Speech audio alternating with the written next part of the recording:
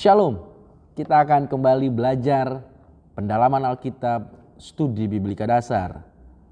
Saya percaya setiap kita mau rindu belajar kebenaran firman Tuhan. Momen yang sangat indah kalau kita mau belajar Alkitab secara utuh dan menyeluruh. Sebelum kita memulai, mari kita berdoa. Kembali kami datang kepadamu Tuhan, Engkau Allah yang menyampaikan kebenaran-Mu melalui Alkitab. Kami adalah orang-orang percaya yang rindu Alkitab adalah firman Allah yang kami mau pegang teguh. Bagaimana kami memegang teguh, percaya kalau kami malas belajar. Oleh karena itu Bapa, kami rindu menjadi umat pembelajar. Hamba-Mu juga adalah manusia terbatas yang senantiasa harus terus belajar, sehingga berikan kami kerendahan hati untuk mau belajar, tunduk dan sukacita mengenal Engkau lebih dalam lagi. Terima kasih ya Tuhan Yesus, berikan kami hikmat-Mu untuk kami dapat memahami kebenaran-Mu. Dalam nama Yesus kami berdoa, amin. Kita bersyukur kita sudah mengenal secara bagian besar Alkitab melalui video sebelumnya.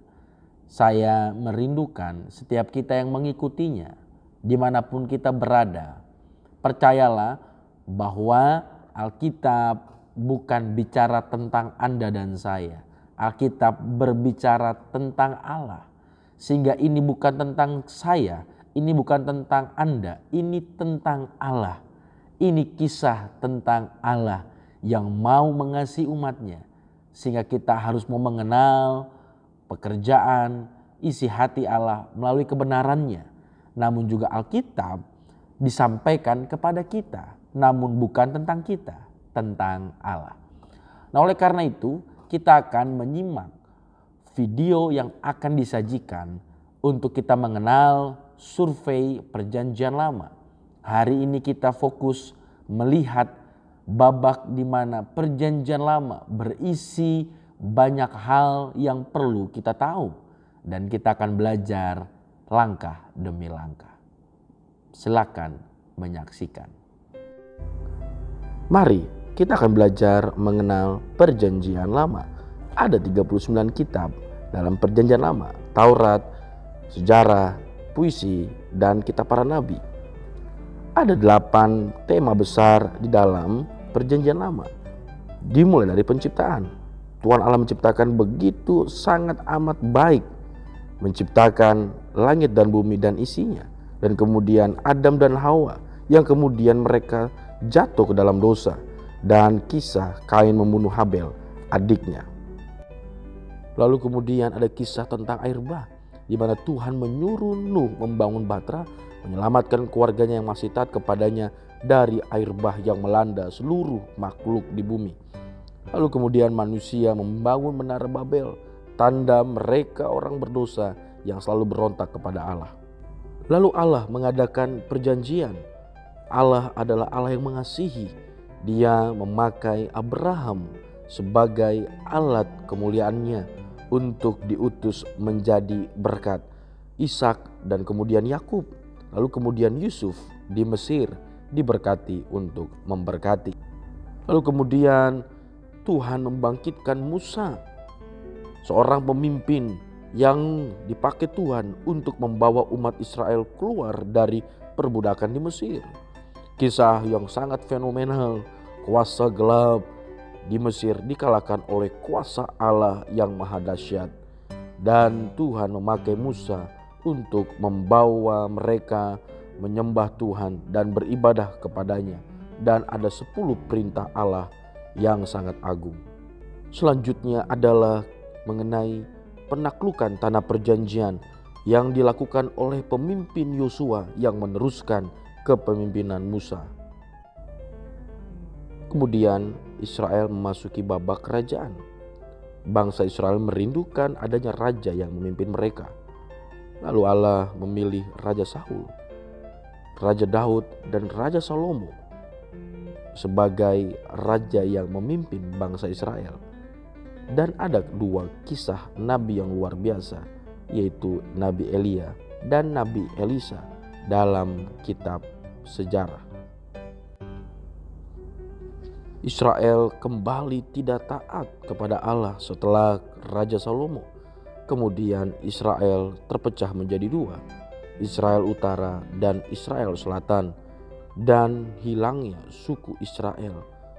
Kemudian suku Yehuda ditangkap oleh kerajaan Babel, Yerusalem dihancurkan. Lalu masuki babak di mana Daniel menjadi nabi yang dipakai Tuhan di negeri pembuangan, dan Ezra dipakai Tuhan untuk kembali membangun bait Allah, dan Nehemia untuk membangun kembali tembok Yerusalem. Ada 12 kitab para nabi. Kitab nabi besar ada Yesaya, Yeremia, Yehezkiel, dan Daniel. Lalu kemudian nabi kecil ada Hosea, Amos, Mika, Yoel, Obadjah, Yunus, Nahum, Habakuk, Zefanya, Hagai, Zakaria, dan kemudian Maleaki. Para nabi ini memiliki tugas tanggung jawab untuk menyampaikan suara Allah. Mereka harus menunjukkan karakter nabi asli, yaitu menyampaikan suara Allah walaupun tidak menyenangkan semua orang. Babak ini adalah di mana babak bangsa Israel ditahan, didisiplin Tuhan di negeri pembuangan, bukan karena Tuhan tidak sayang, namun karena Dia ingin umatnya kembali taat, berseru, memohon pertolongan kepada Allah yang sejati. Puji Tuhan, melalui video yang disajikan tadi, kita bisa melihat gambaran menyeluruh, survei perjanjian lama, big picture, gambaran besarnya. Nah, oleh karena itu kita akan masuki bagian pertama, yaitu adalah penciptaan atau creation. Kejadian 1 ayat 31 saya akan bacakan. Maka Allah melihat segala yang dijadikannya itu sungguh amat baik. Luar biasa. Yang diciptakan Allah sungguh amat baik. Manusia adalah juga mahkota ciptaan Tuhan. Anda dan saya, manusia adalah mitra Allah untuk mengelola, untuk mengatur ciptaannya di bumi ini. Nah, oleh karena itu banyak manusia, dia bilang dia adalah manusia namun tidak mengerti siapa manusia sesungguhnya. Karena begitu banyak paham aliran ilmu pengetahuan yang mengatakan adanya teori Big Bang, evolusi yang meniadakan, yang tidak percaya kehadiran Allah yang menciptakan. Oleh karena itu kita orang Kristen harus sadar dan percaya bahwa ada pribadi yang menciptakan Anda dan saya dan langit bumi isinya. Oleh karena itu manusia adalah ciptaan Allah yang sempurna. Kita akan belajar mengenai bagaimana manusia ciptaan Allah yang sempurna. Kejadian 1 ayat 26 dikatakan demikian. Berfirmanlah Allah, baiklah kita menjadikan manusia menurut gambar dan rupa kita, supaya mereka berkuasa atas ikan-ikan di laut dan burung-burung di udara, dan atas ternak, dan atas seluruh bumi, dan atas segala binatang melata yang merayap di bumi. Berdasarkan kesaksian firman Tuhan, kita boleh melihat bahwa manusia diciptakan. Artinya adalah apa? Bahwa tidak ada manusia yang lahir tanpa mengerti dan sadar bahwa Allah lah yang menciptakan. Creatio ex nihilo artinya adalah dari tidak ada diciptakan menjadi ada. Adanya manusia adalah karena karya Allah, dari tidak ada menjadi ada. Oleh karena itu kita boleh melihat dan belajar kebenaran firman Tuhan. Bagaimana Allah menciptakan manusia. Ternyata Allah menciptakan manusia berbeda dengan cara Allah menciptakan makhluk lainnya. Yang pertama kita melihat bahwa ternyata Allah merencanakan terlebih dahulu sebelum Ia menciptakan manusia. Kejadian 1 26 sampai 27 adalah bagaimana Allah merencanakan terlebih dahulu. Yang kedua adalah manusia diciptakan menurut gambar dan rupa Allah. Di ayat yang sama ayat 26. Yang ketiga adalah manusia diciptakan oleh Allah sebagai makhluk berbudaya. Ayat 28 dikatakan Allah memberkati mereka. Lalu Allah berfirman kepada mereka, beranak cuculah, bertambah banyaklah, penuhilah bumi, taklukkanlah itu, berkuasalah atas ikan di laut, burung-burung di udara, dan atas segala binatang yang merayap di bumi. Oleh karena itu yang keempat adalah Allah membentuk manusia dari debu dan tanah, menghembuskan nafas hidup ke dalam hidungnya. Kejadian 2 ayat yang ke-7 dikatakan, ketika itulah Tuhan Allah membentuk manusia itu dari debu tanah dan menghembuskan nafas hidup ke dalam hidungnya. Demikianlah manusia itu menjadi makhluk yang hidup. Sehingga kita mau belajar hakikat gambar rupa Allah. Diciptakan gambar rupa Allah dalam bahasa Ibrani adalah shalem, artinya adalah gambar, model yang asli. Rupa disebut dengan istilah demut, artinya salinan. Kita adalah salinan Allah. Imago Dei, imago yang akhirnya menjadi gambaran, image bahasa Inggrisnya. Dei adalah Allah. Kita adalah gambaran Allah. Dalam bahasa Yunani disebut adalah eikon, yang artinya adalah perwujudan yang dilukiskan. Ya, adanya sebuah tiruan rupa, ya, bagaimana kita adalah kembali dimengerti segambar serupa Allah. Puji Tuhan. Nah, oleh karena itu manusia diciptakan menurut gambar dan rupa Allah, artinya adalah kita akan mau belajar lebih dalam lagi. Yang pertama, manusia harus mengerti, menyadari manusia memiliki, diberikan karunia, diberikan potensi awal adanya sifat-sifat Allah. Sifat-sifat Allah diberikan kepada manusia. Selanjutnya kita akan melihat bahwa hakikat manusia diciptakan menurut gambar dan rupa Allah. Yang pertama adalah manusia memiliki sifat-sifat Allah. Ketika Tuhan Allah menciptakan manusia, maka kemudian artinya imago Dei, bukan gambar muka kita begini, tapi sifat-sifat Allah, hakikat Allah, karakter Allah hadir di dalam manusia yang Tuhan ciptakan.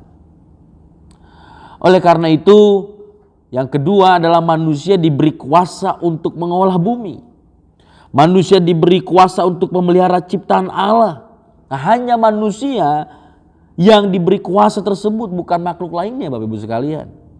Karena manusia ciptaan Allah yang sempurna dilengkapi dengan akal budi, talenta, kemampuan dari Allah, sehingga memungkinkan manusia untuk berkarya, bermitra bersama dengan Allah.